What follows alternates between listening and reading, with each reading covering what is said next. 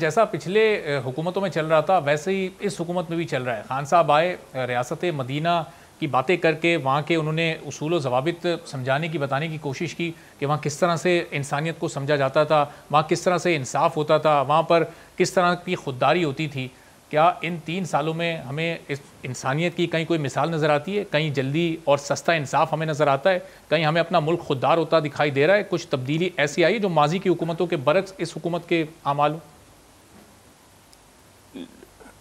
नहीं भाई, ये सिंबॉलिक सी बातें होती हैं, कैसे हो सकता है?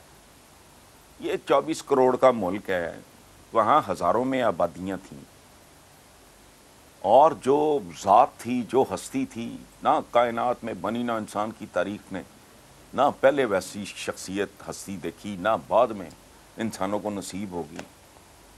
चंददार का बंदा, और वहाँ क्या किया था उन्होंने?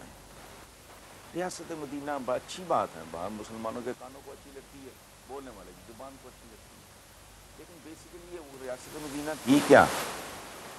मैं तो पूछता हूँ, को तेल निकला, हीरे जवाहरात निकले, को पीतल तांबा निकल आया उहद के पहाड़ से?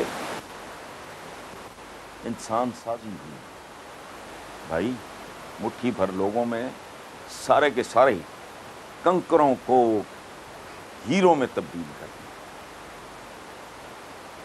आप दिखाओ तो 2-4 ढंग के बंदों के अलावा बाकी जो कुछ नहीं है, आपको भी पता, मुझे भी पता। तो रियासत मदीना, ये वो इनको इतना सीरियसली इसलिए नहीं लेना, ये सिंबॉलिक होता है।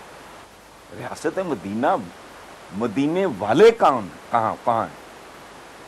तो मदीने वाला ही रियासत मदीना बना सकता है ना यार, क्या हो गया?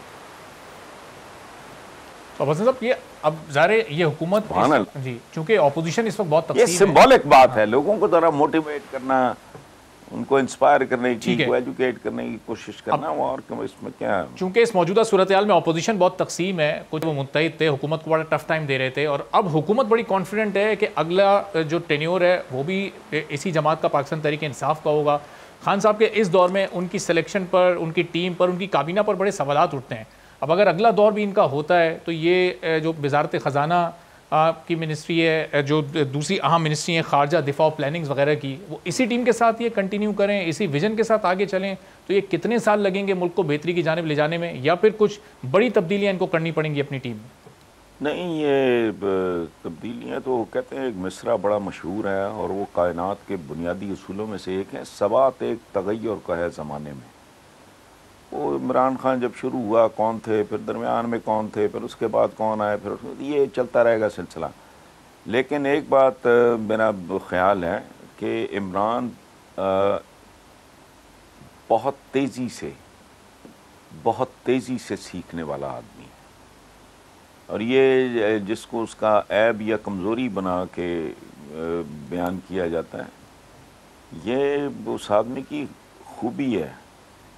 एक बुज़दार का केस डिफरेंट है और उसकी भी शायद वजूहात हैं डेफिनेटली, अदरवाइज़ जितनी तेज़ी से, जितना रैपिडली कोई और बंदा होता तो वो शर्मो शर्मी बैठा रहता कि यार मेरा मजाक उड़ेगा। ही डजंट केयर, वो अपना कर रहा है, पहुंच जाएगा नतीजे पे। ये आप समझ लो कि ये वाली टर्म जो है वो उसकी लर्निंग कर्व समझ लें आप इसको।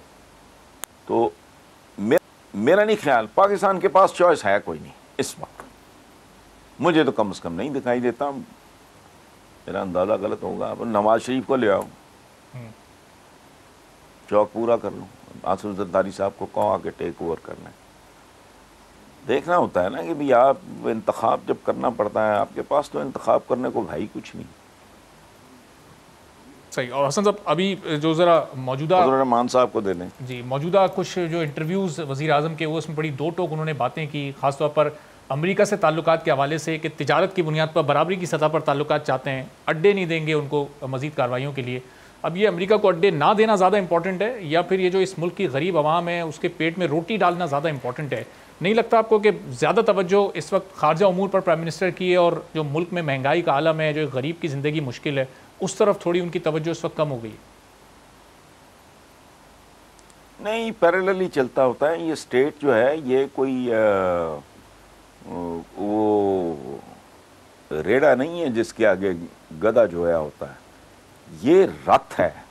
बैनर एक मूवी है, देखें, वो चैरियट रेस है। ये इसमें को 10 50 घोड़े जुते होते हैं, सबको आपने साथ लेके चलना होता है। सो फॉरेन अफेयर्स अपनी जगह पे, लोकल अफेयर्स वो कंसंट्रेट कर रहे हैं। मैंने कहा ना, अभी मेरा ज़ाती ख्याल ये है कि गिवन कंडीशंस में इससे बेहतर बजट मुमकिन नहीं।